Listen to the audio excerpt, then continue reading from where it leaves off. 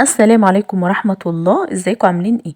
فيديو النهاردة عاملة لكم جولة في شقة عروسة، وهوريكم استغلال لكل المساحات اللي موجودة في الشقة. هي الشقة ممكن يكون حجمها صغير، بس بصراحة هما مستغلين كل شبر موجود في الشقة.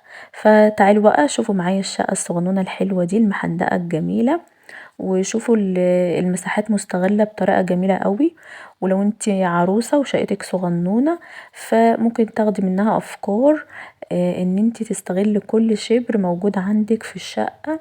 فتعالوا مع بعض نبدأ الفيديو ونصلي على النبي كلنا مع بعض. بسم الله ما شاء الله.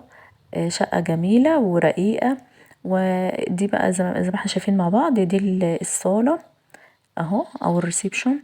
دي بلكونه كده موجوده في الصاله، هنوريكم البلكونه زي ما احنا شايفين كده مع بعض. دي البلكونه اهو.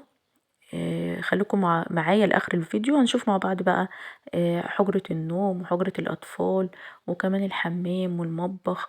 وهنشوف مع بعض كل حاجة، يعني عامله لكم جولة كاملة في شقة، دي شقة عروسة. فانا عامله لكم فيها بقى جولة كاملة. ما تنسوش تصلوا على النبي في الكومنتات، وكمان اكتبوا لي في التعليقات ايه رأيكم في الجولة اللي انا عاملاها لكم دي في شقة العروسة. اكتبوا لي ايه رأيكم، وايه رأيكم لو انا قدمت لكم فيديوهات كده جولات حلوة في شقق العرايس كده. فخليكم معايا. دي زي ما احنا شفناها مع بعض، دي الصالة. بيوروكوا بقى ده النيش، يعني حاجة جديدة كده. شكله رايق جدا. وكمان محطوط فيه حاجات كده بسيطة. يعني انا بصراحة بحب الحاجات الرقيقة، يعني حتى النيش لما يجي يترص كده بحب حاجات رقيقة كده بتبقى موجودة فيه، بيبقى بيدي شكل حلو وبيدي حاجة كده شيك وبيبقى رقيق وجميل. دي كانت الصالة اهي. فزي ما قلت لكم يا جماعه خليكم معايا، هنشوف مع بعض كل حاجه بالتفصيل. السقف اللي هو جيبسون بورد، وكمان عند التلفزيون.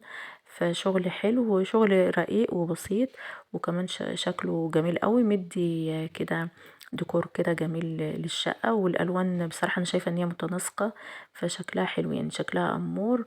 ربنا يبارك يا رب لكل العرايس. وكمان عايزة أبارك للعريس والعروسة، ويا رب عقبال كل البنات اللي في الدنيا كلها، وأي حد عنده بنوتة عقبال البنوتة بتاعتك أو ابنك أو بنتك، عقبال عندكم يعني. اكتبوا لي رأيكم برضو في الكومنتات، ايه رأيكم في الشقة الأمورة دي. هنا بقى في كده طرقة أو صالة صغنونة غير الصالة اللي بره، فيها اللي هي ترابيزة السفرة. وهنا برضو التلاجة، وجنبها كده زي تيربو كده أو منظم. هنا المطبخ امريكان كيتشن. واتنين بار اهو، كرسيين يعني محطوطين قدام المطبخ شكلهم حلو يعني. وفي ستارة. المطبخ شكله حلو، شكله رقيق. انا عايزه اقولك على حاجه، ان برغم ان مساحه المطبخ مش كبيره، صغيره، بس بصراحه هما مستغلين كل المساحه اللي موجوده في المطبخ، بحيث ان هو ياخد كل الحاجات اللي العروسه بقى جايباها. لو انت مطبخك صغنن حاولي تخلي اللي بيعملك بيصمملك المطبخ يستخدملك كل شبر موجود فيه، علشان تقدري ان انت تحطي حاجتك كلها في المطبخ، وتستغلي كل المساحة الموجودة يعني. المطبخ شكله برضو رقيق يعني وحلو. عايزه اقول لكم على حاجه. بشوف فيديوهات كتير الناس بتكتب كومنتات سلبيه. انا عايزه اقول لكم على حاجه، يعني ايه، كل واحد بيعمل شقته على قد مقدرته. وكتر خير الشباب اصلا ان هما بيعملوا شقق وبيجهزوها في ظل الظروف اللي احنا عايشين فيها. انتوا عارفين طبعا الغلاء اللي احنا عايشين فيه، فكل واحد ربنا يقويه. فياريت لو مش قصدي على الفيديو بتاعي بس، على اي فيديو، يعني لو شفتوا اي فيديو يعني ايه تدعوا للعروس والعروسه وتتمنى لهم السعادة، وبلاش الكومنتات السلبية.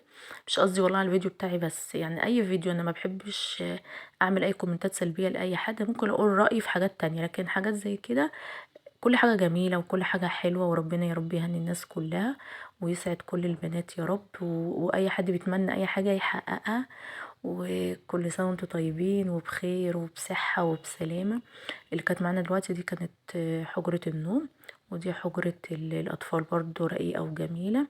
والله كانت شقة، يعني أنا بالنسبة لي أنا إن هي شقة كانت حلوة بسيطة ورقيقة، وفي نفس الوقت زي ما قلت لكم مستغلين كل المساحات، وشكلها رقيق وبسيطة وجميلة. ربنا يهني العريس والعروسة ويرزقهم بالذرية الصالحة. متنسوش تدعموني باللايك والاشتراك، بحبكم جدا. باي.